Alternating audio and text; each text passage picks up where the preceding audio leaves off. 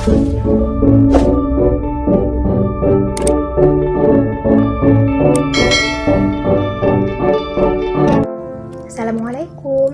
kembali lagi bersama saya Detia Sri Oktaviani. Kali ini kita akan membahas mengenai uji kelayakan model, koefisien determinasi, dan uji T pada analisis regresi data panel beserta tutorial pengolahan datanya menggunakan program Revius. Yang pertama, kita akan coba untuk uji kelayakan model atau uji F. Untuk hipotesis dalam uji F ada dua. Yang pertama, berdasarkan perbandingan F statistik dengan F tabel. Jika F statistik lebih kecil dari F tabel, maka HO diterima, yang artinya variabel independen secara bersama-sama tidak berpengaruh terhadap variabel dependen. Tapi, jika F statistik lebih besar dari F tabel, maka HA diterima. Artinya, variabel independen secara bersama-sama berpengaruh terhadap variabel dependen. Yang kedua, berdasarkan probabilitas. Jika probabilitas F statistik lebih besar dari 0,05, maka HO diterima, yang artinya variabel independen secara bersama-sama tidak berpengaruh terhadap variabel dependen. Namun, jika probabilitas F statistik lebih kecil dari 0,05, maka HA diterima. Artinya, variabel independen secara bersama-sama berpengaruh terhadap variabel dependen. Nah, untuk uji F ini, kita bisa lihat pada persamaan EQ1. Nah, di sini kita bisa lihat dari F statistik dan probabilitas statistiknya. Ini yang pertama, untuk F statistiknya, di sini nilainya 7,562400. Nah, untuk F tabelnya, kita harus cari dulu nih. Gimana sih caranya untuk mencari T tabel? Nah, di sini saya sudah mempersiapkan untuk mencari F tabelnya. Nah, F tabel ini bisa dicari dari nilai probabilitasnya. Untuk nilai probabilitas yang kita pakai adalah 5% atau 0,05. Nah, cara mencarinya, kita cari DF1 dulu.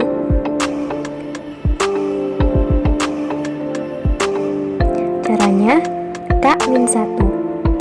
K di sini adalah jumlah variabel yang kita teliti. Kita bisa tahu bahwa jumlah variabel yang kita teliti ada 6. Dikurangi 1 sama dengan 5. Yang kedua, kita harus mencari DF2. Caranya, N dikurangi K. N adalah jumlah yang kita teliti. Nah, jumlah yang kita teliti ada 45. Dikurangi K-nya tadi adalah jumlah variabelnya 6. Jadi, hasilnya adalah 39. Nah, kita bisa lihat nih pada tabelnya.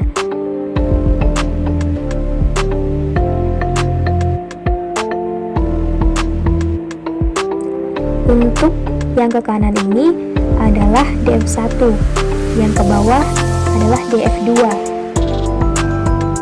Kita lihat pada tabel dengan DF1 5 dan DF2 39.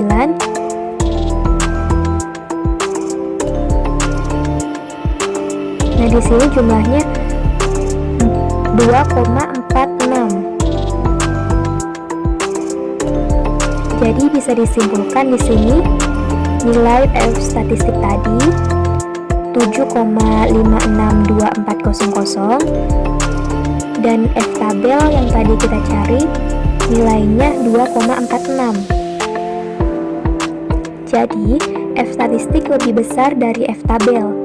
Jadi kesimpulannya bahwa HA diterima. Nah, untuk yang kedua, nilai probabilitasnya kan 0,000048. Jadi lebih kecil dari 0,05. Jadi kesimpulannya HA diterima. dapat disimpulkan bahwa variabel independen dalam penelitian ini yang terdiri dari size, ROA, DAR, NPF, dan suku secara bersama-sama memiliki pengaruh terhadap ISR. Selanjutnya, kita akan coba untuk koefisien determinasi. Untuk koefisien determinasi, kita bisa lihat pada nilai R². Untuk nilai R² sendiri berada antara 0 sampai dengan 1. Nah, jika nilai R² sama dengan 1, berarti naik atau turunnya variabel terikat 100% dipengaruhi oleh variabel bebas. Tapi jika R² berada sama dengan 0, berarti tidak ada hubungan sama sekali antara variabel independen terhadap variabel dependen. Untuk melihat nilai R², kita bisa lihat pada output yang sama, yaitu di EQ1. Nah, di sini ada adjusted R². Di sini nilainya 0,427173. Artinya bahwa variasi perubahan naik turunnya ISR dapat dijelaskan oleh size, ROA, DAR, NPF, dan sukuk sebesar 42,7%. Sementara sisanya yaitu 57,3% dijelaskan oleh variabel-variabel lain yang tidak diteliti dalam penelitian ini. Selanjutnya, kita akan coba untuk uji T. Nah, untuk hipotesis yang digunakan dalam uji T ada dua. Yang pertama, berdasarkan perbandingan T statistik dengan T tabel, yaitu jika nilai T statistik lebih kecil dari T tabel, maka HO diterima. Yang artinya variabel independen secara parsial tidak berpengaruh terhadap variabel dependen. Namun jika nilai T statistik lebih besar dari T tabel, maka HA diterima. Artinya variabel independen secara parsial berpengaruh terhadap variabel dependen. Yang kedua, berdasarkan probabilitas. Jika nilai probabilitas lebih besar dari 0,05, maka HO diterima, yang artinya variabel independen secara parsial tidak berpengaruh terhadap variabel dependen. Namun, jika nilai probabilitas lebih kecil dari 0,05, maka HA diterima. Artinya, variabel independen secara parsial berpengaruh terhadap variabel dependen. Nah, untuk uji T ini, kita bisa lihat pada output yang sama, yaitu EQ1. Nah, untuk uji T ini, kita bisa lihat pada variabel, koefisien, T statistik, dan nilai probabilitasnya. Sebelumnya, kita cari dulu untuk nilai T tabelnya. Nah, untuk mencari T tabelnya, di sini saya sudah mempersiapkan tabelnya. Di sini kita pakai nilai probabilitas 5%. Nah, cara untuk mencari T tabel adalah DF N min K. Nah, N ini tadi adalah jumlah yang kita teliti. Jumlahnya ada 45, dan K adalah jumlah variabel. Seperti yang kita ketahui bahwa jumlah variabel kita ada 6. Jadi nilainya 39. Nah, di sini kita lihat pada T tabelnya. Tingkat probabilitas 0,05 dan 39. Di sini didapat nilai T tabel sebesar 2,02269. Jadi kesimpulannya di sini T statistik size ini 5,342578 lebih besar dari T tabel tadi 2,02269, dan untuk probabilitas di sini nilainya 0,0000, jadi lebih kecil dari 0,05. Jadi kesimpulannya bahwa variabel size ini memiliki pengaruh terhadap ISR. Nah, untuk variabel-variabel selanjutnya caranya sama. Di sini ROA, nilai T statistiknya 0,898099. Nah, untuk T tabelnya tadi nilainya 2,02269.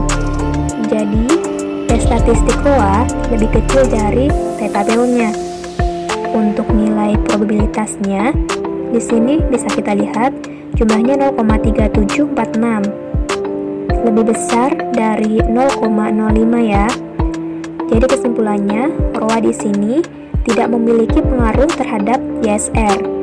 Nah, untuk tes statistik DAR nilainya 1,47353.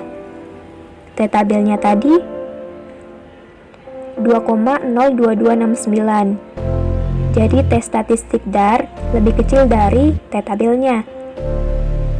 Dan untuk probabilitasnya di sini nilainya 0,1672. Jadi lebih besar dari 0,05. Maka kesimpulannya variabel DAR memiliki pengaruh terhadap ISR. Selanjutnya untuk tes statistik NPF di sini nilainya 0,371637 dan T tabelnya tadi 2,02269. Jadi tes statistik NPF lebih besar dari T tabelnya. Dan probabilitas di sini nilainya 0,0227. Jadi lebih kecil dari 0,05. Jadi kesimpulannya variabel NPF memiliki pengaruh terhadap ISR. Yang terakhir, nilai statistik suku di sini 0,386405. T tabelnya tadi nilainya 2,02269 yang tadi udah kita cari. Jadi tes statistik suku lebih kecil dari T tabelnya. Dan nilai probabilitas di sini 0,7013. Jadi lebih besar dari 0,05. Maka kesimpulannya variabel suku tidak memiliki pengaruh terhadap pengungkapan ISR. Nah, itu dia untuk langkah-langkahnya. Untuk teman-teman yang sudah menonton, bisa langsung praktikkan mengenai langkah-langkah yang ada di video. Semoga video ini bermanfaat. Nantikan video selanjutnya.